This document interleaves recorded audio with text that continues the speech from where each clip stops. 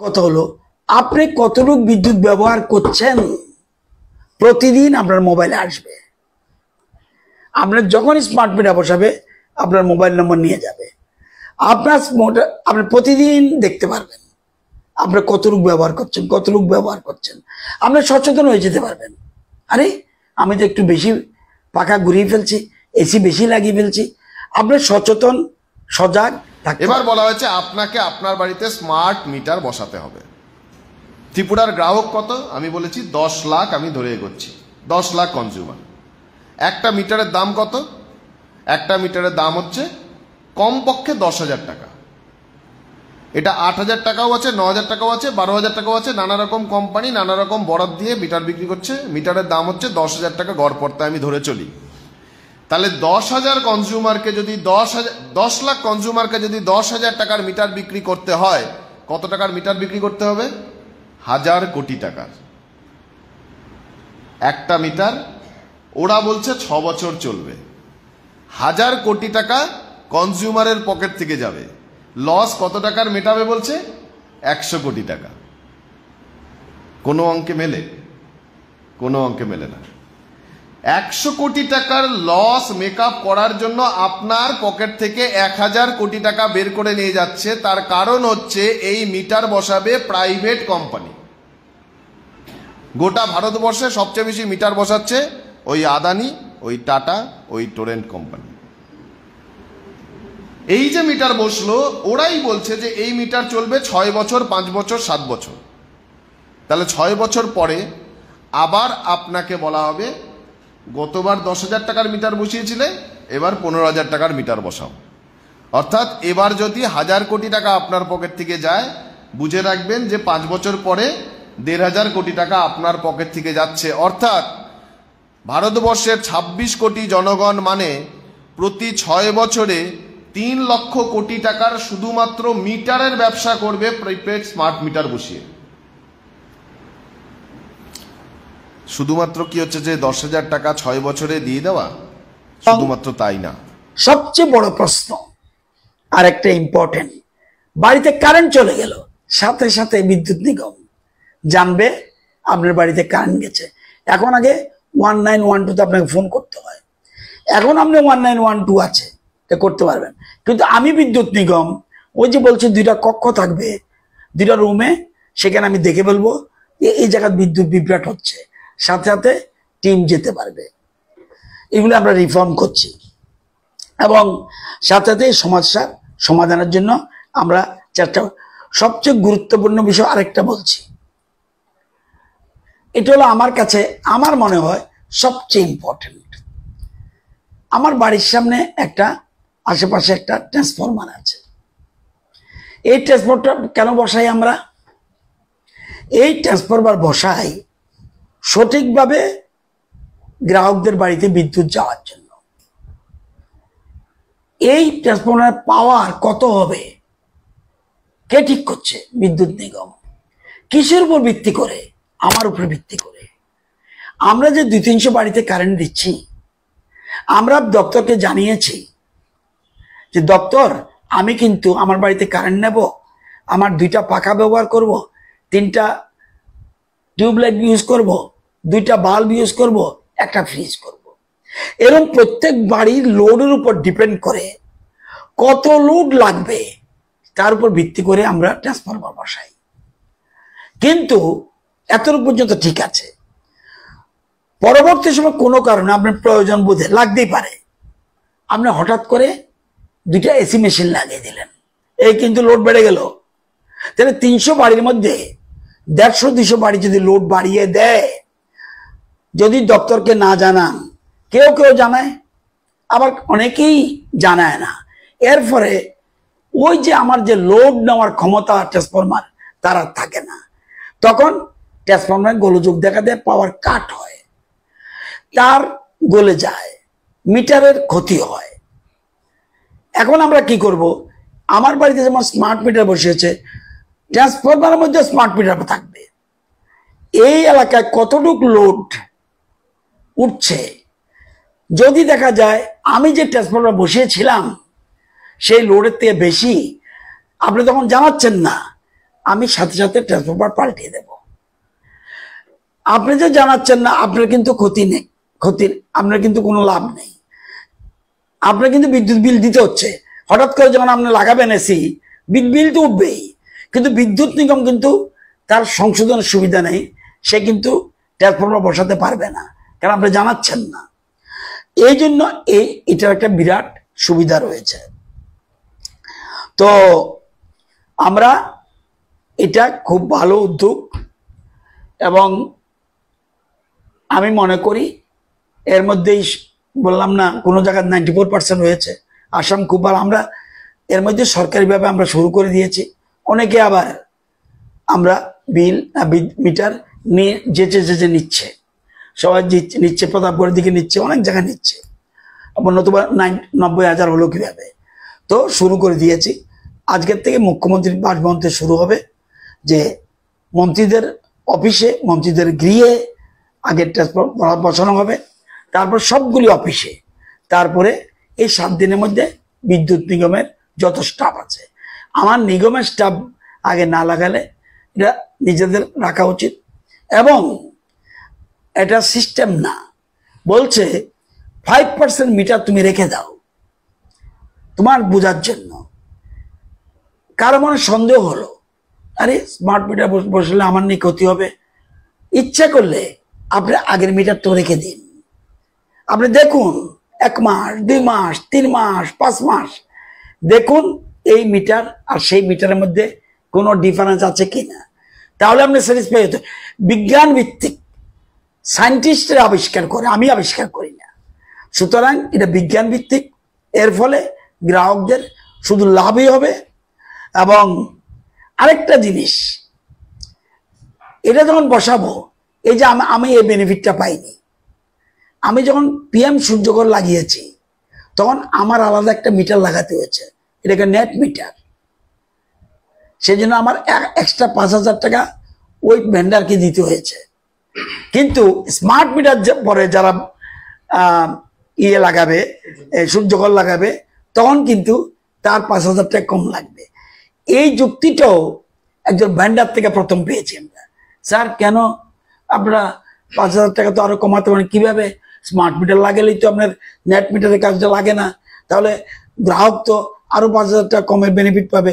আমি এই বেনিফিটটা পাইনি। এখন থেকে যারা PM সূর্যঘর লাগাবে, ওই স্মার্ট মিটারের সাহায্যে তারা এক কাজেই 2 কাজ হয়ে যাবে। তো আজকে এই কাজটা শুরু করছি, তাহলে 5,000 টাকা সাশ্রয় হবে গ্রাহকের। এর জন্যই এবং গ্রাহক তার মাসিক বাজেট অনুযায়ী বিদ্যুৎ ব্যবহার করতে পারবে, এবং আমরা যা আমার জীবনকে প্রভাবিত করে তা নিয়ে আমি চিন্তা করব না, কথা বলবো না, এ কথা বলার মানে আমি আমার জীবন নিয়ে, আমার জীবনের উপরে নেমে আসা সমস্যাগুলোকে নিয়ে যথেষ্ট সচেতন নই। এবং যারা নাকি আমাদের দেশ, রাজনীতি, পরিচালনা, নির্ধারণ সমস্ত কিছু করেন, তাদের একটা অংশ চাইবে যে আমরা এটা না করি। সেজন্যই আরো বাড়তি অভিনন্দন যে ত্রিপুরার সচেতন, এগিয়ে থাকা মানুষের অংশ হিসেবে আপনারা বিদ্যুতের মতো একটি গুরুত্বপূর্ণ জীবনের সঙ্গে যুক্ত একটি জিনিসকে, একটি উপাদানকে শুধুমাত্র বিদ্যুৎ কর্মীদের বিষয় না ভেবে সাধারণ জনগণের বিষয় হিসেবে তুলে ধরার জন্য একটি গুরুত্বপূর্ণ আলোচনায় অংশগ্রহণ করছেন। আমি বেশ কিছু কথা বলবো, তাতে বেশ কিছু তথ্য থাকবে, ফলে আমি আপনাদের কাছে অনুরোধ করব ধৈর্য ধরে শোনার জন্য। তার কারণ এর ভিত্তিতে আগামী দিনে আপনাদের কথা পৌঁছে দিতে হবে ত্রিপুরার প্রত্যেকটি মানুষের কাছে।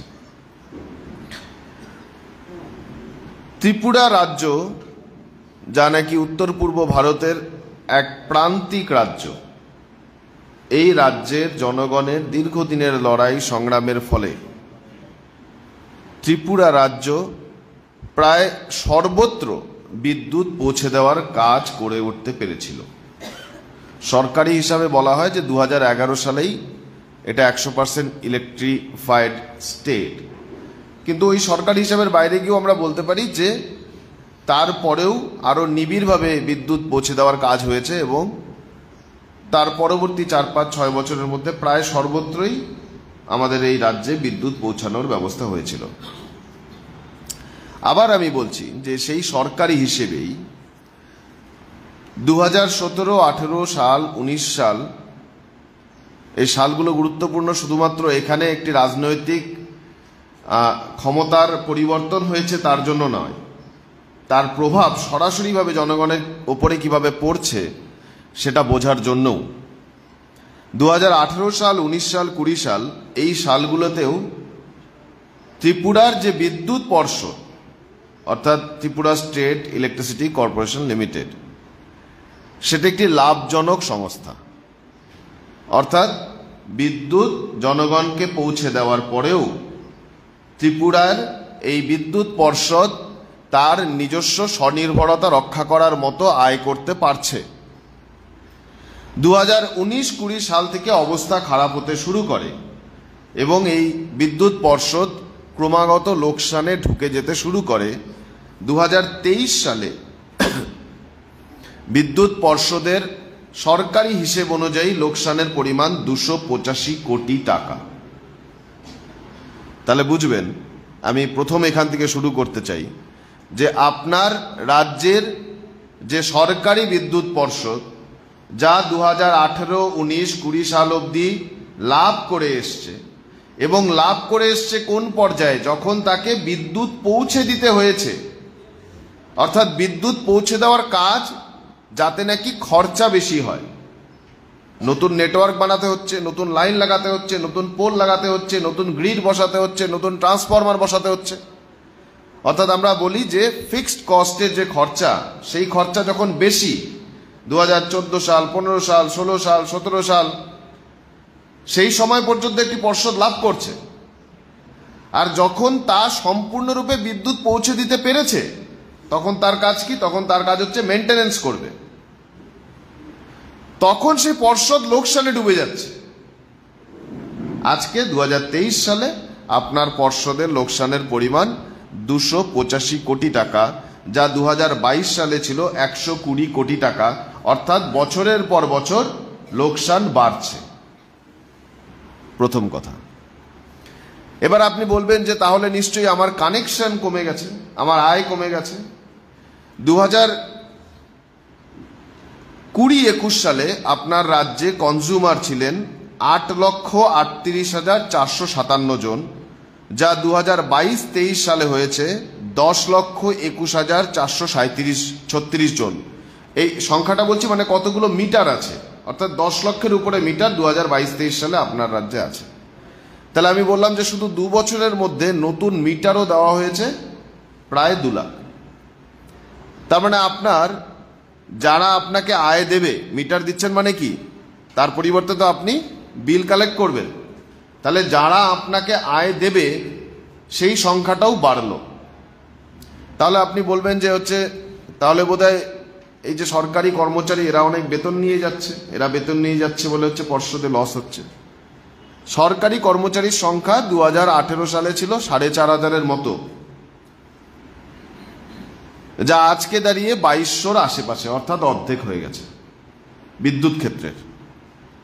এ কথা বলার মানে কি? এ কথা বলার মানে যে সরকারি কর্মচারীর সংখ্যা অর্ধেক হয়ে গেছে, আপনার কানেকশন দিন প্রতিদিন বাড়ছে, আপনার নতুন করে প্রচুর লাইন বানাতে হচ্ছে, প্রচুর ট্রান্সফরমার লাগাতে হচ্ছে, প্রচুর বড় গ্রিড বানাতে হচ্ছে, এরকম কিছু নয়। আপনার আয় কমে আপনি ধীরে ধীরে লোকসানে ডুবে যাচ্ছেন। তাহলে কি আপনাদের বলতে হয় যে যে আসলে বিদ্যুতের দাম কমে গেছে? আপনাদের কি বিল কম দিতে হচ্ছে? আপনি হিসেব করে দেখবেন যে গত 5 বছরে প্রত্যেক বছর বিদ্যুতের বিল বেড়েছে, যেটাকে বিদ্যুতের ভাষায় বলা হয় ট্যারিফ। তাহলে এটা একটি বিপর্যয়কর সমস্যা। এই বিপর্যয়কর সমস্যা যদি আমরা ত্রিপুরার প্রত্যেকটি বিদ্যুতের উপভোক্তা আমরা বোঝার চেষ্টা না করি যে কেন এই বিপর্যয় হচ্ছে, তাহলে এই কথা আজকে নিশ্চিতভাবে বুঝে যাবেন যে আগামী 2 বছর 4 বছরের মধ্যে আপনার এখানকার সরকারি সংস্থার মোট লসের পরিমাণ কয়েক হাজার কোটি টাকা দাঁড়াবে।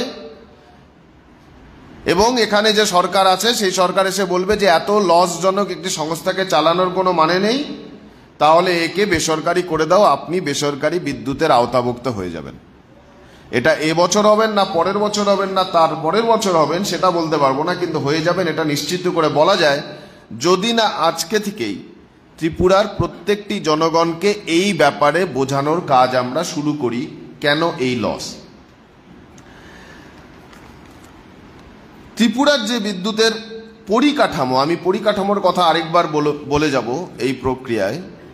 ত্রিপুরার বিদ্যুতের পরিকাঠামো তার র্যাঙ্কিং করতে গিয়ে সরকারি সংস্থা, সেই সরকারি সংস্থা বলছে যে প্রত্যেক বছর ত্রিপুরা তার বিদ্যুৎ পরিকাঠামোয় মানের দিক থেকে র্যাঙ্কিংয়ে আরও নিচের দিকে নেমে আসছে। 53টি সরকারি সংস্থা, বিদ্যুৎ সংস্থা ভারতবর্ষে রয়েছে, তাদের সার্ভে করা হয়, এরা প্রত্যেক বছর ইন্টিগ্রেটেড রিপোর্ট বের করে। এই রিপোর্ট অনুযায়ী 2022 সালে যে আমাদের যে ত্রিপুরা সংস্থা, তার র্যাঙ্কিং ছিল 53-র মধ্যে 33। 53-র মধ্যে 33 মানে খুবই খারাপ 22 সালে। 2023 সালে এটা হয়ে গেছে 53-র মধ্যে 39। অর্থাৎ এক বছরে আমাদের যে মান সরকারি সংস্থার হিসেবে, সরকারের করা এজেন্সি পাওয়ার ফিনান্স কর্পোরেশন পিএফসি, তারা হচ্ছে যে রেটিং করে, তাদের মান অনুযায়ী আমার সংস্থা 33 থেকে 39 হয়ে গেল। তাহলে রাজ্যের যে বিদ্যুতের যারা পরিচালনার দায়িত্বে আছেন তাদেরকে এর উত্তর দেওয়ার প্রয়োজন রয়েছে। প্রয়োজন রয়েছে কি নেই? প্রয়োজন রয়েছে। সরকারি সংস্থা বলছে যে এর প্রধান কারণ হলো গভর্নেন্স। গভর্নেন্স মানে যে এই বিদ্যুতের পরিচালনা করার ক্ষেত্রে ত্রুটির জন্য ত্রিপুরার বিদ্যুতের সরকারি সংস্থা ক্রমাগত তার মান নিচের দিকে নেমে যাচ্ছে, সরকারি সংস্থা বলছে। এর এফেক্ট কি? এর এফেক্ট হচ্ছে ওদের ক্ষেত্রে এটা সংখ্যা, আমার ক্ষেত্রে আমার ঘরে বিদ্যুৎ থাকবে না এরকম পরিস্থিতি। আমরা ওটা নিয়ে আলোচনা করব, আমরা সেটা নিয়ে আলোচনা করব যা সরাসরি আমাকে প্রভাবিত করে, আমাকে মানে একজন সাধারণ বিদ্যুৎ গ্রাহককে, আমরা সেটা নিয়ে আলোচনা করব। কিন্তু এ কথা নিশ্চিতভাবে বুঝে যাওয়া দরকার আজকের থেকে যে একটি অত্যন্ত প্রান্তিক রাজ্যকে দীর্ঘ সংগ্রামের ফলে বিদ্যুতে স্বনির্ভর করা সম্ভব হয়েছিল, সেই রাজ্য শুধুমাত্র পরিচালনার গাফিলতি, ইরেগুলারিটির জন্য ধীরে ধীরে বিদ্যুতে নিজের স্বনির্ভরতা হারিয়ে ক্রমাগত লোকসানে ডুবে যাচ্ছে, এবং এর জন্য এখানকার রাজ্যের পরিচালনাধীন সরকারকে জবাবদিহি করতে হবে। এই সমস্যার গোড়া বা এই সমস্যার মূল খুঁজতে গেলে আমাদেরকে গোটা ভারতবর্ষের বিদ্যুতের নীতি এবং এই নীতিকে ঘিরে কিভাবে হচ্ছে যে শুধুমাত্র কয়েকটি গোষ্ঠীর মুনাফা করার প্রক্রিয়া চক্রান্ত শুরু হয়েছে তা বোঝার চেষ্টা করতে হবে। ভারতবর্ষে আজকের দিনে যে বিদ্যুৎ উৎপাদন হয় তার 50% বেশি, 53% প্রাইভেট কোম্পানির হাতে চলে গেছে। আজকের দিনে আমরা যে বলছি যে প্রাইভেটাইজেশন হবে এরকম কোনো ব্যাপার নেই। আজকের দিনে ভারতবর্ষের বিদ্যুৎ উৎপাদনের 53% বেশি, 53% বেশি চলে গেছে প্রাইভেট কোম্পানির হাতে।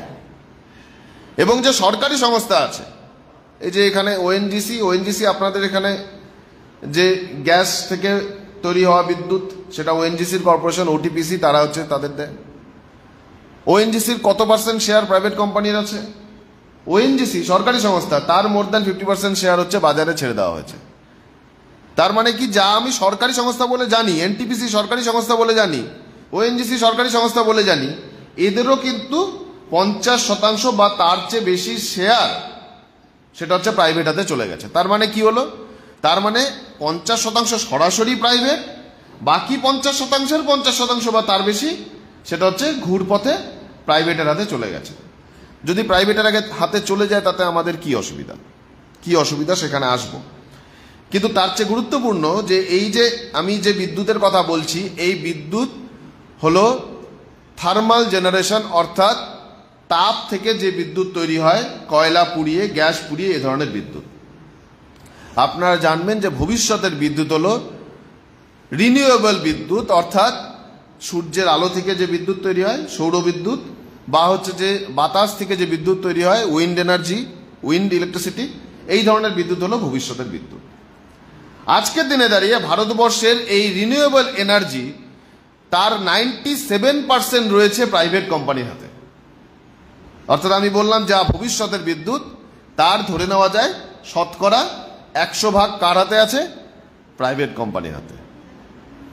কেন্দ্র সরকার বলে দিয়েছে যে সরকারি সংস্থা, সেই সরকারি সংস্থা ধরুন এনটিপিসি, ধরুন এনএইচপিসি, এরা যদি রিনিউয়েবল ডেভেলপ করে, এরা যদি নিজেদের সৌরবিদ্যুৎ ডেভেলপ করে, তারা ডেভেলপ করবে, পার্ক বানাবে, বানিয়ে দিয়ে দিতে হবে প্রাইভেট সংস্থাকে, কারণ private players are the leaders in renewable energy sector. বলছে যে তারা যেহেতু এগিয়ে আছে, প্রাইভেট যেহেতু এগিয়ে আছে, ফলে সরকার যদি বানায় তাহলে তাকে দিয়ে দিতে হবে প্রাইভেটকে। ঘোষিত ডকুমেন্ট 2021 সালে নির্মলা সীতারামন বাজেটে প্রেস করেছিলেন। ডকুমেন্টের নাম ন্যাশনাল মনিটাইজেশন পাইপলাইন, রাষ্ট্রীয় সম্পদ মুদ্রীকরণ। এনটিপিসি বলেছে 60,000 মেগাওয়াট, 60,000 মেগাওয়াট। 60,000 মেগাওয়াট সংখ্যাটা কি? আপনার ত্রিপুরার সর্বোচ্চ ডিমান্ড হচ্ছে 385 মেগাওয়াট। এপ্রিল মাসে হয়েছিল গত বছর, এপ্রিল বা মে মাসে। ত্রিপুরার সর্বোচ্চ ডিমান্ড হচ্ছে 385 মেগাওয়াট। এনটিপিসি বলেছে আমরা বানাবো 60,000 মেগাওয়াট রিনিউয়েবল 2032 সালের মধ্যে। এনটিপিসিকে কেন্দ্র সরকার বলেছে তোমরা বানাবে, বানিয়ে এটা দিয়ে দিতে হবে প্রাইভেট কোম্পানিকে। প্রাইভেট কোম্পানি মানে আদানির হাতে দিয়ে দিতে হবে, টাটার হাতে দিয়ে দিতে হবে, টোরেন্টের হাতে দিয়ে দিতে হবে। অর্থাৎ ভবিষ্যতের যে শক্তি তার সম্পূর্ণ অধিকার চলে যাবে কার কাছে? প্রাইভেট কোম্পানির কাছে। দেখবেন আপনাদের রাজ্যে এখন চারিদিকে সোলার লাগানোর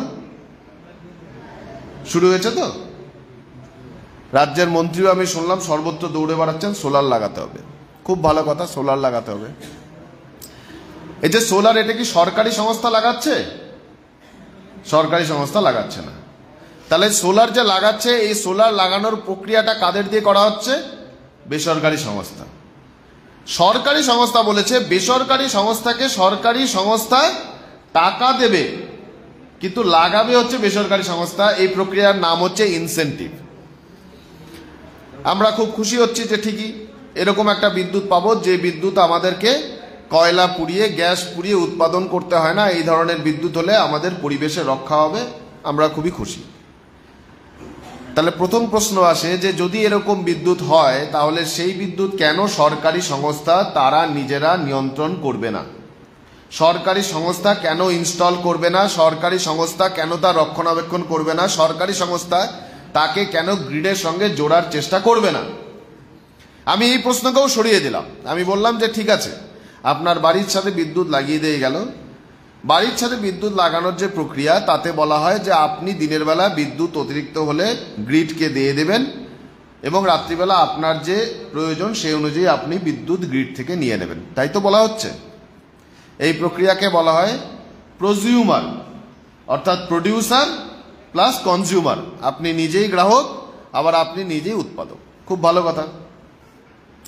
এবার আপনি বলুন যে আপনার এখানে এই যে বাড়ির ছাদে বা আশেপাশে কোথাও সোলার বসানো হলো, এতে বিদ্যুৎ উৎপাদন হয় কতক্ষণ?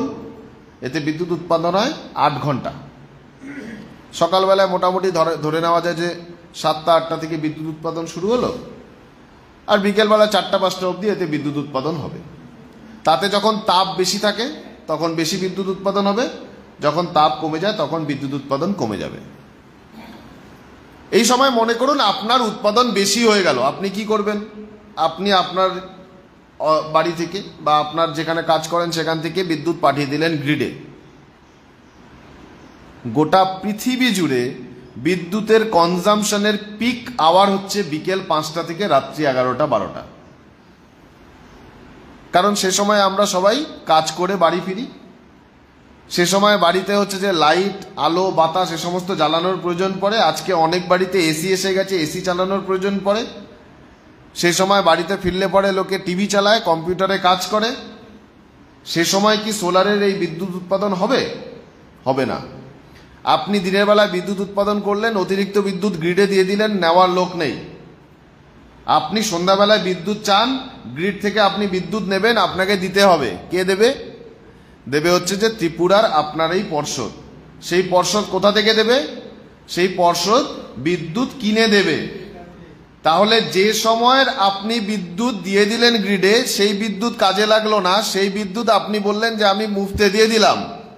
আর যে সময় আপনার বিদ্যুতের প্রয়োজন, যে বিদ্যুৎ দামি বিদ্যুৎ, সেই বিদ্যুৎ হচ্ছে আপনাকে কর্পোরেশন, আপনার যে পর্ষদ, সে কিনে দেবে। আপনার পর্ষদ থাকবে? প্রথম 1 বছর আপনার খুব ভালো লাগবে, প্রথম 1 বছর মনে হবে যে ঠিকই তো, আমি দিনের বেলা অতিরিক্ত বিদ্যুৎ দিয়ে দিলাম, সন্ধ্যাবেলা আমার বিনা পয়সায় বিদ্যুৎ চলে আসলো, আমার হচ্ছে যে হয়তো বিল কমে যাবে। কিন্তু 1 বছর পরে যখন দেখবেন যে পর্ষদের 285 কোটি টাকা যে লোকসান ছিল, সেটা 2085 কোটি টাকা হয়েছে, তখন বুঝবেন যে এই পর্ষদটা আদানি নিয়ে নেবে, টাটা নিয়ে নেবে, টোরেন্ট নিয়ে নেবে, একটা প্রাইভেট কোম্পানি নিয়ে নেবে, এবং প্রাইভেট কোম্পানি নিয়ে নিলে পরে তখন আর আপনার ওই বিকেলবেলায় বিদ্যুৎটা বিনা পয়সায় আসবে না। তাহলে এই যে পুরো প্রক্রিয়াগুলো একটাকে আরেকটার সঙ্গে যদি জুড়তে না পারি, তাহলে পরে সাময়িকভাবে আমার মনে হতে পারে যে আমার হয়তো খুব লাভ হয়ে গেল, কিন্তু আসলে সেটা আমার রাজ্যের সম্পূর্ণ বিদ্যুৎ ব্যবস্থাকে প্রাইভেট কোম্পানির হাতে দিয়ে দেওয়ার চক্রান্ত। এটার সঙ্গে যুক্ত হয়ে আছে, যেহেতু আপনাদের এখানে স্মার্ট মিটারের কথা বলা হয়েছে, আমি স্মার্ট মিটার প্রথমে ধরে নেব। এটার সাথে যুক্ত হয়ে আছে, দেখবেন এখন ত্রিপুরায় কাজ শুরু হয়েছে প্রিপেইড স্মার্ট মিটার বসানোর। 45,000-এর বেশি মিটার ডকুমেন্ট হয়ে গেছে, টেন্ডার হয়ে গেছে, লাগানোর প্রক্রিয়া শুরু হয়ে গেছে। এটা পাইলট প্রজেক্ট। সরাসরিভাবে সরকার বলে দিয়েছে, কেন্দ্রের সরকার, যে আগামী 2 বছরের মধ্যে ভারতবর্ষের 26 কোটি গ্রাহককে তার বাড়িতে স্মার্ট মিটার বসাতে হবে। স্মার্ট মিটার বসানোর জন্য এরা বলছে যে স্মার্ট মিটার বসলে লস অনেক কম হয়ে যাবে, আর লস অনেক কম হলে পরে যে সরকারি সংস্থা আছে তার লাভ হবে। এবার আমি লসের অঙ্ক আপনাদের ভালো করে বুঝিয়ে দেব, বোঝার চেষ্টা করবেন। এই আমি বললাম যে এবছর 285 কোটি টাকা লস হয়েছে 23 সালে, তার আগের বছর লস হয়েছে 120 কোটি টাকা। আমি ধরলাম গড়ে আপনার লস হচ্ছে 200 কোটি টাকা। এই 200 কোটি টাকা লসের মধ্যে যে কমার্শিয়াল লস, অর্থাৎ যে লসটা বিলিং থেকে শুরু করে, মিটার রিডিং থেকে শুরু করে, পেমেন্ট না দেওয়া, সবটা মিলে যে লস, এই লসের পরিমাণ ত্রিপুরা রাজ্যে 8%। কমার্শিয়াল লস, বিলিং থেকে শুরু করে, মিটার রিডিং থেকে শুরু করে, টাকা জমা না দেওয়া পর্যন্ত, এই পুরো লসের পরিমাণ ত্রিপুরা রাজ্যে হচ্ছে 8%। যদি আপনি ধরে নিন যে আপনার 200 কোটি টাকা লস হয়েছে টোটাল, তাহলে 200 কোটি টাকার 8% মানে কত টাকা? 16 কোটি টাকা।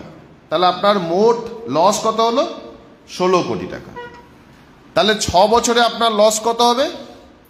96 কোটি টাকা, বা আমি ধরে নিলাম 100 কোটি টাকা।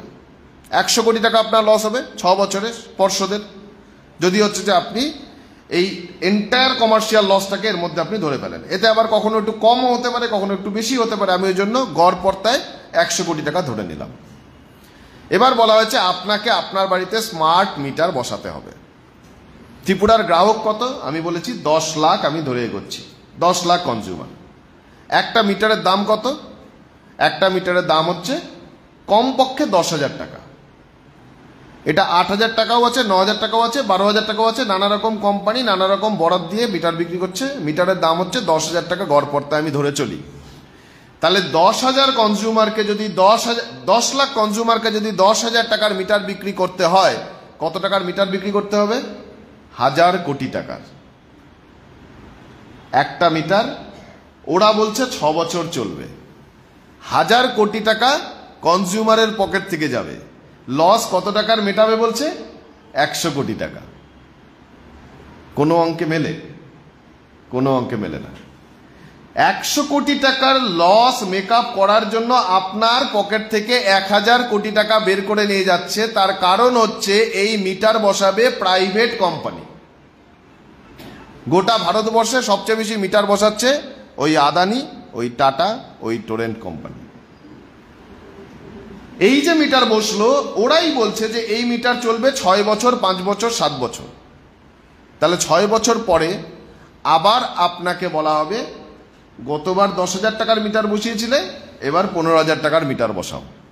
অর্থাৎ এবার যদি 1,000 কোটি টাকা আপনার পকেট থেকে যায়, বুঝে রাখবেন যে 5 বছর পরে 1,500 কোটি টাকা আপনার পকেট থেকে যাচ্ছে। অর্থাৎ ভারতবর্ষের 26 কোটি জনগণ মানে প্রতি 6 বছরে 3 লক্ষ কোটি টাকার শুধুমাত্র মিটারের ব্যবসা করবে প্রিপেড স্মার্ট মিটার বসিয়ে। শুধুমাত্র কি হচ্ছে যে 10,000 টাকা 6 বছরে দিয়ে দেওয়া, শুধুমাত্র তাই না,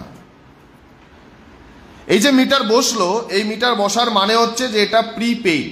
প্রিপেইড মানে আপনার টাকা থাকলে পরে আপনি রিচার্জ করবেন, রিচার্জ ফুরিয়ে গেলে আপনার কাছে মেসেজ আসবে মাসের 25 তারিখ, মাসের 26 তারিখ। বহু মানুষ আছেন যাদের জানেন যে বেতন হয় মাসের 7 তারিখে, বেতন হয় মাসে 10,000 টাকা, 12,000 টাকা, 8,000 টাকা। বেতন হওয়ার পরে বেতন ভাগ করে রাখা হয়, 400 টাকা বিদ্যুতের, 200 টাকা দুধের, 300 টাকা ছেলে মেয়ের পড়াশোনার, 200 টাকা ওষুধের, এই না হয়। মাসের 26 তারিখ আপনার কাছে মেসেজ আসলো যে আপনার বিল মানে মিটারের টাকা ফুরিয়ে গেছে, যদি আপনি এখন রিচার্জ করেন 24 ঘন্টার মধ্যে রিচার্জ করে নিন, না হলে আপনার কানেকশন কেটে যাবে। আচ্ছা আপনি বলুন তো যে ত্রিপুরার মতো একটি রাজ্যের উপজাতি ভিত্তিক এলাকার কতজন মানুষ মোবাইলে কি মেসেজ আসছে এটা ফলো করে? আমি ধরে নিচ্ছি পরে যে টাকা দিতে পারবে কি পারবে না, মোবাইলে যে মেসেজ আসছে আমরা কি দেখি নাকি? মানে আমরা আমাদের জেনারেশনে তাও তো দেখে, আমার বাবারাই দেখেন না যে কোন কোম্পানি কি মেসেজ পাঠালো। মোবাইলে মেসেজ চলে আসলো, আপনি টাকা ভরলেন না, মাঝরাতে দেখছেন খুব গরম, বিদ্যুৎ নেই বাড়িতে, আপনি ভাবলেন লোডশেডিং হয়েছে ত্রিপুরাতে। পরের দিন সকালে উঠে দেখলেন যে পাশের বাড়িতে আলো জ্বলছে, আপনার বাড়িতে আলো জ্বলছে না। আপনি বললেন যে কি ব্যাপার, কোনো ফল্ট হয়েছে। কার কাছে যাবেন হচ্ছে আশেপাশে যে বিদ্যুতের যে দপ্তর আছে তার কাছে যাবেন। তারা বলবে আমাদের হাতে তো কিছু নেই, তার কারণ এখন তো মিটার বসিয়ে দেওয়া হয়েছে প্রাইভেট কোম্পানির। আপনাকে একটা অনলাইন নাম্বার দেওয়া আছে, সেই অনলাইন নাম্বারে আপনি কমপ্লেন করুন। আপনি অনলাইন নাম্বারে কমপ্লেন করবেন, অনলাইন নাম্বার থেকে একটা ডকেট নাম্বার দেবে, সেই ডকেট নাম্বার হচ্ছে অপেক্ষা করে থাকবেন। সেই অনলাইন নাম্বারে যে কমপ্লেন করবেন তারা হচ্ছে পর্ষদকে জানাবে, সেই পর্ষদ সেই ডকেট নাম্বার নিয়ে আপনার বাড়িতে আসবে। আপনার বাড়িতে এসে বলবে যে হচ্ছে আপনি তো দাদা টাকাটা দেননি, বিদ্যুতের টাকাটা তো ভরেননি। তখন আপনি বলবেন আচ্ছা তাহলে আমি টাকা জোগাড় করি। 500 টাকা 800 টাকা জোগাড় করবেন, জোগাড় করে রিচার্জ করবেন। 800 টাকা রিচার্জ করবেন, দেখবেন যে আপনার মেসেজ আসলো যে আপনার রিচার্জটি সফল হয়েছে, আপনার ব্যালেন্স আছে 300 টাকা। আপনি বলবেন যে আমি তো 800 টাকা রিচার্জ করলাম, আমার ব্যালেন্স 300 টাকা কেন? বলবে যে 500 টাকা, ওর মধ্যে 250 টাকা ডিসকানেকশন, 250 টাকা রিকানেকশন চার্জ।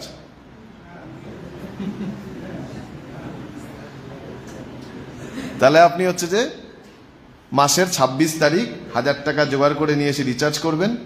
পরের মাসের 4 তারিখ আবার দেখবেন আপনার কাছে মেসেজ আসছে যে রাত্রি 12টার পরে আপনার বিদ্যুতের পরিষেবা শেষ হয়ে যাবে, যদি প্রয়োজন হয় তাহলে আপনি হচ্ছে যে রিচার্জ করে নিন। অনেকে বলছেন যে মোবাইলে তো আমাদের অভ্যাস হয়ে গেছে। আচ্ছা এখন মনে করে বলুন তো, মোবাইলে যে রিচার্জ করেন সেই রিচার্জ কি কতগুলো কলের জন্য রিচার্জ করেন না একটা সময়ের জন্য রিচার্জ করেন? এখন যে রিচার্জ করেন 84 দিন রিচার্জ করেন, 46 দিন রিচার্জ করেন, এরকম না করেন এখন 28 দিন রিচার্জ করেন। তার মানে কি? তার মানে 28 দিনের মধ্যে আপনি যত হচ্ছে যে কল করবেন কোনো অসুবিধা নেই কিন্তু, তাই তো? এখন তো তাই তো, বিদ্যুতের ক্ষেত্রে কি তাই যে আপনি 28 দিনের রিচার্জ করে নিলেন, 28 দিনের মধ্যে আপনি যত খুশি বিদ্যুৎ ব্যবহার করবেন, তাই কি? তাহলে মোবাইলের যে খরচা আর বিদ্যুতের খরচা এর মধ্যে গুণগত পার্থক্য হচ্ছে, ওখানে আনলিমিটেড কল আছে আর এখানে আপনার ক্ষেত্রে লিমিটেড বিদ্যুতের ব্যবহারের সুযোগ রয়েছে। যদি এটা আপনার প্রিপেড ইউনিটের সঙ্গে যুক্ত করে দেয় তাহলে মাঝ রাতে মাসের 25 তারিখ বিদ্যুৎ চলে গেলেও কিচ্ছু করার থাকবে না।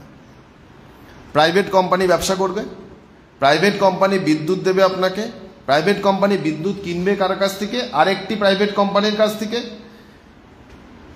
খুব ভালো কথা, প্রাইভেট কোম্পানি বিদ্যুৎ কিনবে কার পয়সায়? বিদ্যুৎ কিনবে আপনারই পয়সায়। এখন কি ব্যবস্থা?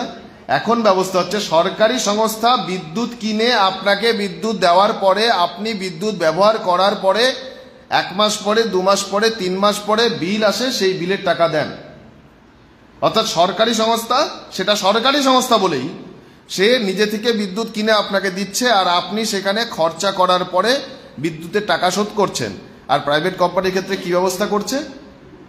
আপনি টাকা দেবেন, সেই টাকায় ওরা বিদ্যুৎ কিনবে, সেই টাকার উপরে ওরা বিদ্যুতের চার্জ বসাবে, সেই টাকায় আপনাকে বিদ্যুতের ব্যবস্থা করবে। 1 টাকা ইনভেস্টমেন্ট না করে আপনার ঘর থেকে বিদ্যুতের ব্যবসা বুঝে নেওয়ার বন্দোবস্ত হচ্ছে প্রিপেড স্মার্ট মিটার। এই মিটারেই বলা হয়েছে সরকারের, এগুলো সব মানে এরকম না যে হবে, এগুলো হয়ে গেছে। আমি যা বলছি এগুলো সব হয়ে গেছে, ভারতবর্ষে সব জায়গায় চালু হয়ে গেছে। এই ধরনের জিনিস শুরু হয়েছে, চালু হওয়াটা সব মানুষ এখনো বোঝা শুরু করে উঠতে পারেননি। যেখানে যেখানে বসে গেছে সেখানে সেখানে রিয়াকশন শুরু হচ্ছে। রিয়াকশন শুরু হলে পরে লোকে তাতে রিয়াক্ট করছে, তাতে আবার কিছুটা হচ্ছে যে আমাদের আদায় হচ্ছে, সেসব গল্প আমি বলবো। বলা হয়েছে যে এই মিটার বসলে পরে আরেক ধরনের ট্যারিফ সিস্টেম আসবে, সেটাকে বলে time off day tariff, TOD tariff. Time off day tariff কি জিনিস? টাইম অফ ডে ট্যারিফ হচ্ছে যে সময়ে বিদ্যুতের ব্যবহার কম হয় সেই সময়ে বিদ্যুতের যে ট্যারিফ সেটা একটু কম, মানে ওটাকে নর্মাল বলছে। আর যে সময় বিদ্যুতের ব্যবহার বেড়ে যায় সেই সময় বিদ্যুতের ট্যারিফ বেশি। বিদ্যুতের ব্যবহার বেড়ে যায় কখন? আমি বললাম যে 5টা থেকে রাত্রি 11টা 12টা, এটা হচ্ছে পিক আওয়ার। আপনার রাজ্যে ত্রিপুরাতে নোটিফাই করে দিয়েছে যে টাইম অফ ডে ট্যারিফে বিকেল 5টা থেকে রাত্রি 11টা পর্যন্ত যা বিদ্যুতের খরচা হয় তার 140%, মানে প্রায় 1.5 গুণ ধরে নিতে পারেন আপনাকে বিল দিতে হবে। আপনার রাজ্যে হয়ে গেছে নোটিফাইড। অর্থাৎ আপনার বাড়িতে স্মার্ট মিটার বসলো মানে আপনার যে সময় বিদ্যুতের খরচা হয় সেই সময় আপনাকে যা ট্যারিফ, যদি আজকে ট্যারিফ হয় 6 টাকা, তাহলে তার 1.5 গুণ মানে 9 টাকা। 9 টাকা প্রতি ইউনিট দরে আপনাকে দিতে হবে। আপনি কি করবেন? সারাদিন বাড়িতে লোকজন নেই, তখন যথেষ্ট হচ্ছে যে আলো পাখা চালিয়ে রাখবেন, কারণ তখন ট্যারিফ কম। আর সন্ধ্যেবেলায় কাজ করে ফিরবেন, তখন আলো পাখা বন্ধ করে রাখবেন, কারণ তখন ট্যারিফ হয়ে গেছে 1.5 গুণ।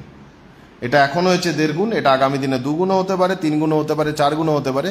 তার কারণ যখন আপনি একবার ইন্ট্রোডিউস করে দিলেন যে আলাদা আলাদা সময়ের আলাদা আলাদা ট্যারিফ হতে পারে, তখন সেটাকে 2 গুণ 3 গুণ করাটা তো সরকারের একটা অর্ডারের উপর ডিপেন্ড করছে।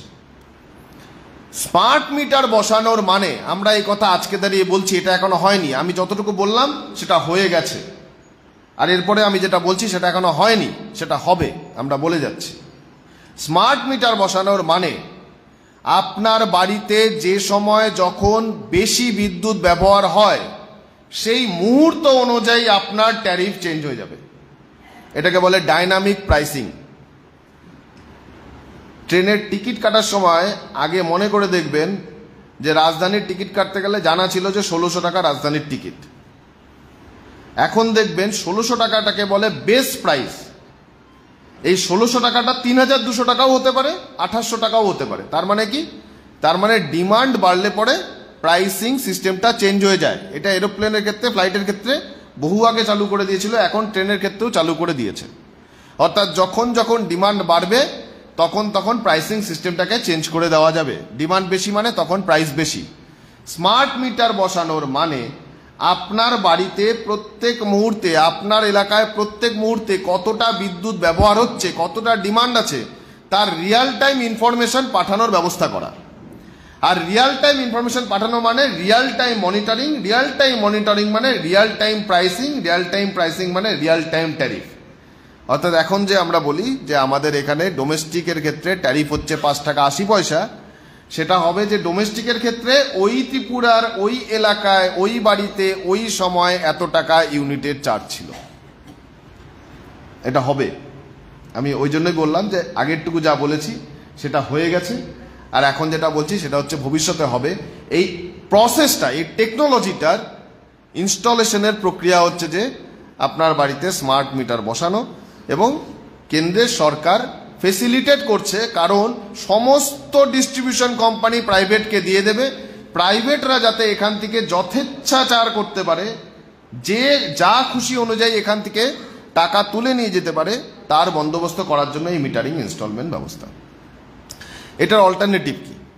দেখবেন এই কথা বললে পরে প্রশ্ন চলে আসে, তাহলে কি হচ্ছে আমরা টেকনোলজি বিরোধিতা করছি? আমি প্রথমেই বললাম যে যদি ফিনান্সিয়াল পার্সপেক্টিভ থেকে দেখা হয়, 100 কোটি টাকা লস মেকআপ করার জন্য 1000 কোটি টাকা জনগণের উপরে বোঝা চাপিয়ে দেওয়ার কোনো ফিনান্সিয়াল পার্সপেক্টিভ, কোনো যৌক্তিকতা থাকতে পারে না। এটা প্রথম কথা। দ্বিতীয় কথা, টেকনোলজির ক্ষেত্রে আমাদের ত্রিপুরার 28% লস হয়, আমি বললাম যে 8% হচ্ছে তার মধ্যে কমার্শিয়াল লস, যেটা বিলিং সংক্রান্ত। বাকি 20% কি লস? বাকি 20% হচ্ছে TND loss, transmission distribution loss. এই লসটা কোথা থেকে আসে? এই লসটা আসে যে তার গেছে, যে পোল গেছে, যে ট্রান্সফরমার আছে, সেখানকার টেকনোলজিক্যাল লস। তাহলে আমাদের ফোকাস হওয়া কি উচিত? আমাদের ফোকাস হওয়া উচিত যে যে তারটা গেছে, যে ট্রান্সফরমারটা আছে, যে হাই টেনশন লাইনটা আছে, সেখানে টেকনোলজি কি করলে আরো ভালো হয়, যাতে সেখান থেকে আমরা লসটাকে কমিয়ে নিয়ে আসতে পারি।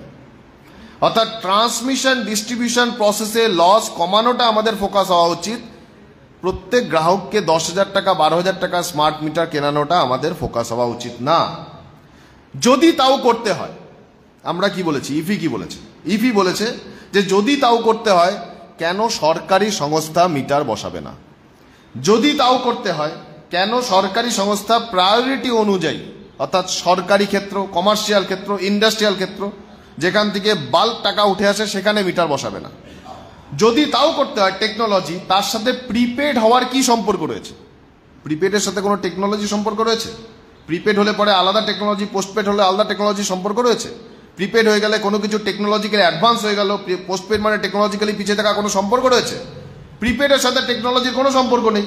আমি বললাম প্রিপেডের সাথে ফাইন্যান্সেরও কোনো সম্পর্ক নেই, প্রিপেডের সাথে টেকনোলজিরও কোনো সম্পর্ক নেই। তাহলে কেন প্রিপেড স্মার্ট মিটার? কেরালাতে জানেন যে লেফট হ্যান্ড ডেমোক্রেটিক ফ্রন্টের এলডিএফ এর গভর্নমেন্ট আছে। কেন্দ্রের সরকার বলেছিল যে যদি এই মিটার না বসানো হয়, এই স্কিমটার নাম হচ্ছে RDSS, revamp distribution sector scheme, বলেছিল যে এই মিটার যদি না বসানো হয় তাহলে বিদ্যুৎ ক্ষেত্রের যে প্রাপ্য টাকা কেন্দ্রের থেকে, সেই টাকা বন্ধ করে দেওয়া হবে। কেরালা সরকার বলেছে যে প্রাইভেট সেক্টরকে দিয়ে প্রিপেড পদ্ধতিতে বাড়ি বাড়িতে স্মার্ট মিটার আমরা বসাবো না। কেরালাতে 3 কোটি গ্রাহক আছে, ওরা বলেছে যে না, কেরালাতে 37 লক্ষ গ্রাহক আছে, ওরা বলেছে যে আমরা 3 লক্ষ ইন্ডাস্ট্রিয়াল কমার্শিয়াল ইউজার, তার ক্ষেত্রে স্মার্ট মিটার বসাবো। এই মিটার প্রিপেড না, এই মিটার বসাচ্ছে সরকারি সংস্থা, এই মিটার অপারেশন করবে সরকারি সংস্থা, এই মিটারের মধ্যে থেকে যে ডেটা আসবে সেই ডেটার নিয়ন্ত্রণ করবে সরকারি সংস্থা। তার জন্য কেরালা একটি সরকারি সংস্থা আছে, তার নাম হচ্ছে K Fon, Kerala state electricity board, KSEB, তারা মিটার বসাবে।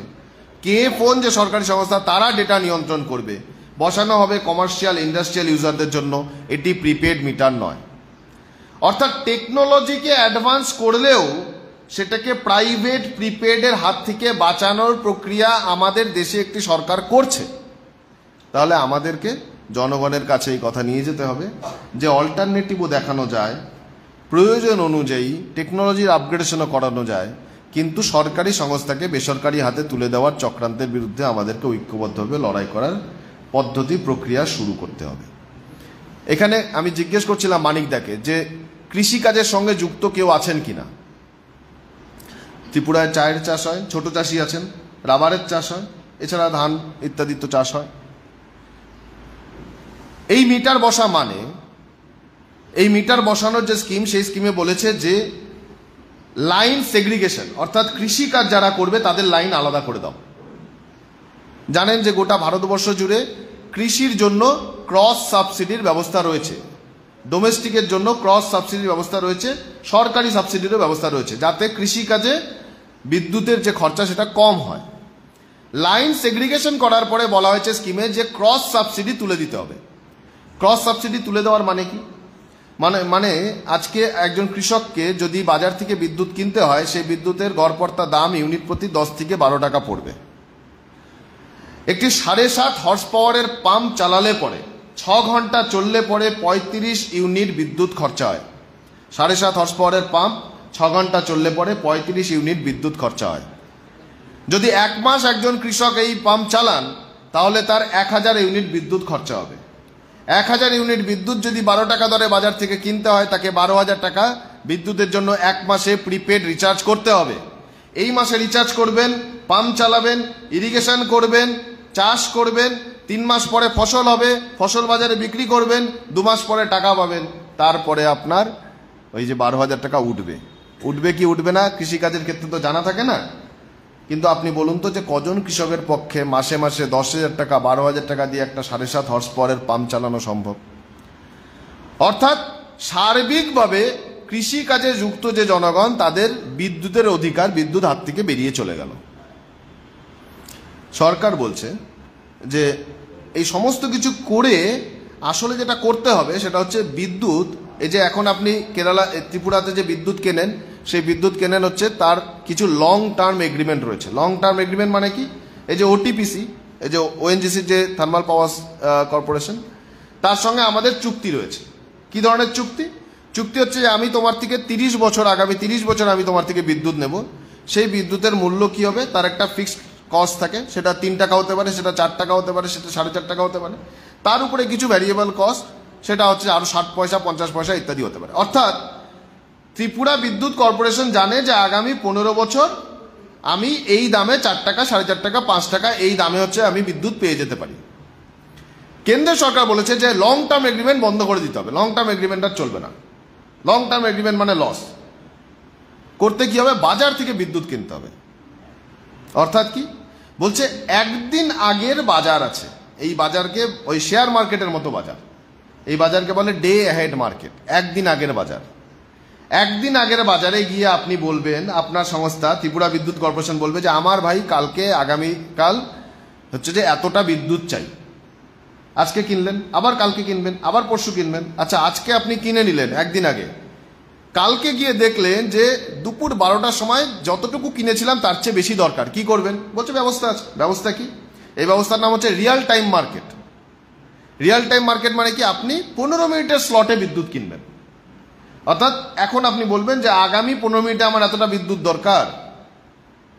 খুব ভালো কথা, তাহলে তো আপনার জন্য সুবিধা যে আপনার একবারে অতটা বিদ্যুৎ কিনে রাখতে হচ্ছে না, যতটুকু দরকার ততটুকু কিনবেন, তার বেশি আপনাকে কিনতে হচ্ছে না।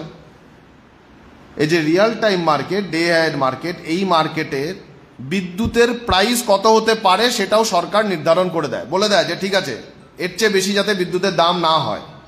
এই রিয়াল টাইম মার্কেটে এখন বিদ্যুতের সর্বোচ্চ প্রাইস হচ্ছে 20 টাকা পার ইউনিট। 20 টাকা পার ইউনিট শুনে সবার ভয় লাগলো যে 20 টাকা পার ইউনিট খুব বিপদের ব্যাপার। কিন্তু আপনাদের তো 20 টাকা পার ইউনিট দিতে হচ্ছে না। 20 টাকা পার ইউনিট দিচ্ছে কে? 20 টাকা পার ইউনিট দিচ্ছে আপনার পর্ষদ। আপনি তো 5.5 টাকা দরেই পাবেন। ওই 20 টাকা পার ইউনিট দিচ্ছে বলে তার 285 কোটি টাকা লস হয়েছে। ওই 20 টাকা পার ইউনিট আগামী দিনে যত দিতে থাকবে তার 285 থেকে 585 কোটি টাকা লস হবে। কেন্দ্রের সরকার বলেছে যে সমস্ত লং টার্ম এগ্রিমেন্ট যা পূর্বে হয়েছিল শেষ হয়ে গেলে শেষ হয়ে যাক, নতুন করে কোনো রিনিউড লং টার্ম এগ্রিমেন্ট হবে না, সবাইকে মার্কেট থেকে কিনতে হবে। এই যে মার্কেট, এই যে বিদ্যুতের ভার্চুয়াল মার্কেট, সেই মার্কেটে 20 টাকা প্রতি ইউনিট বিক্রি করতে রাজি নয়। যারা বিদ্যুৎ উৎপাদন করে প্রাইভেট সংস্থা, তারা 20 টাকা প্রতি ইউনিট বিদ্যুৎ বিক্রি করতে রাজি নয়। তারা বলেছে আমাদেরকে প্রতি ইউনিট 99 টাকা করে বিক্রি করার অধিকার দেওয়া হোক। সরকার বলেছে 99 টাকা অনেক বেশি, 99 টাকা দিলে দেশের জনগণের ক্ষতি হবে। সরকার 2023 সালের 16ই জুন সিইআরসি নোটিফাই করেছে যে হাই প্রাইস ডে অ্যাহেড মার্কেটে 1 ইউনিট বিদ্যুৎ 50 টাকা পর্যন্ত দিয়ে আপনি কিনতে হতে পারে। এবার আপনি বলুন, 50 টাকা দিয়ে যদি আপনার সরকারি সংস্থা বিদ্যুৎ কেনে আর আপনাকে 6 টাকা করে 5 টাকা করে বিদ্যুৎ বিক্রি করে, তাহলে পরে সেই সরকারি সংস্থা লাটে উঠে যেতে বাধ্য এবং আপনার যে বিদ্যুৎ পরিষেবা সেটা প্রাইভেটাইজ হয়ে যেতে বাধ্য। আর প্রাইভেটাইজ যদি হয়ে যায় সেখানে ডাইনামিক প্রাইসিং ইনডিউসড হবে। ডাইনামিক প্রাইসিং মানে তখন আপনাকে 50 টাকা প্রতি ইউনিট দিয়েই কিনতে হবে। তাহলে এই পুরো জিনিসটা একটাকে আরেকটার সঙ্গে জুড়ে বোঝার প্রয়োজন রয়েছে। টেকনোলজির এফেক্ট, কিভাবে টেকনোলজি কি কি কাজে আমাদের বিরুদ্ধে ব্যবহার করতে পারে যারা ব্যবহার করতে চায়, সেটা বোঝার জন্য আমাকে মানিকদা বলছিল যে আর্টিফিশিয়াল ইন্টেলিজেন্সের কথা একটু বলে দিয়ে যেতে। ভারতবর্ষের 26 কোটি গ্রাহক, তাদের প্রতি সেকেন্ডের বিদ্যুতের ব্যবহার, সেই অনুযায়ী বাজারে বিদ্যুতের দর নির্ধারণ করবেন কি করে? এটা করার জন্য বিরাট ক্যালকুলেশনের প্রয়োজন হয়। এই বিরাট ক্যালকুলেশন করাটাকে বলা হয় লার্জ ল্যাঙ্গুয়েজ মডিউলিং, LLM। এবং এই যে ডেটা, এই ডেটাকে বলা হয় বিগ ডেটা হ্যান্ডলিং প্রসেস। এবং এখান থেকে যে নির্যাসটা বের করে আনবে তার জন্য যে ইন্টেলিজেন্সের দরকার হয় তাকে বলা হয় আর্টিফিশিয়াল ইন্টেলিজেন্স। অর্থাৎ কোনো মানুষ তো করবে না, কোনো মানুষের পক্ষে তো 26 কোটি মিটার থেকে যে রিডিং আসছে সেই রিডিংকে অ্যানালাইজ করে হচ্ছে যে সেখান থেকে এখন এই মুহূর্তে কত প্রাইস হওয়া উচিত তা বলা সম্ভব নয়। তাহলে এরকম তথ্য প্রযুক্তি আজকে ভারতে মানুষের কাছে আছে, মানুষের কাছে নেই, মানে যে কোম্পানিগুলো আছে তাদের কাছে আছে, যারা নির্ধারণ করতে পারে যে প্রতি মুহূর্তের 26 কোটি গ্রাহকের বিদ্যুতের ব্যবহারের অনুসারে ডিমান্ডকে কি করে চেঞ্জ করা যায়, প্রাইসকে কি করে চেঞ্জ করা যায়। এবং এই যে মার্কেটটা, এই মার্কেটটা একটি কোম্পানির কাছে আছে, তার নাম হচ্ছে ইন্ডিয়ান এনার্জি এক্সচেঞ্জ। গোটা মার্কেটের 99% শেয়ার সেই কোম্পানির কাছে, সেটি একটি প্রাইভেট কোম্পানি। এবার আপনি বলুন যে একটি প্রাইভেট কোম্পানি, তার কাছে যদি 26 কোটি জনগণের রিয়াল টাইম বিদ্যুৎ ব্যবহারের ডেটা থাকে, তাহলে সেই প্রাইভেট কোম্পানি ভবিষ্যতে ভারতবর্ষের সরকারের সমান ক্ষমতাশালী একটি প্রাইভেট কোম্পানি। আমরা কি বলছি? আমরা বলছি যে এই বিদ্যুতের ভার্চুয়াল মার্কেট বন্ধ করে দিতে হবে। বিদ্যুৎকে লং টার্ম এগ্রিমেন্টের মাধ্যমেই মানুষের কাছে পৌঁছানোর ব্যবস্থা করতে হবে। যদি কোনো রিয়াল টাইম পারচেসের কাজ করতে হয় সেটা সরকারি সংস্থা দিয়ে করতে হবে। তথ্য প্রযুক্তির ডেটার সম্পূর্ণ নিয়ন্ত্রণ সরকারের কাছে থাকতে হবে। আমরা কোথাও বলছি না যে তথ্য প্রযুক্তি থেকে আমাদের দূরে সরে যেতে হবে। আমরা বলছি যে এই তথ্য প্রযুক্তি, এই কৃত্রিম বুদ্ধিমত্তা, এই বিশাল পরিমাণ ডেটা, এই লার্জ ল্যাঙ্গুয়েজ মডেলিং, এই সমস্ত কিছুর নিয়ন্ত্রণ সরকারের কাছে থাকতে হবে। কারণ এই হাতের বাইরে চলে যাওয়া মানে আমার সভারেন্টি, একজন দেশের নাগরিক হিসাবে আমার যে নিরাপত্তা, সেটা একটি বেসরকারি কোম্পানির হাতে তুলে দেওয়ার বন্দোবস্ত করা। আপনারা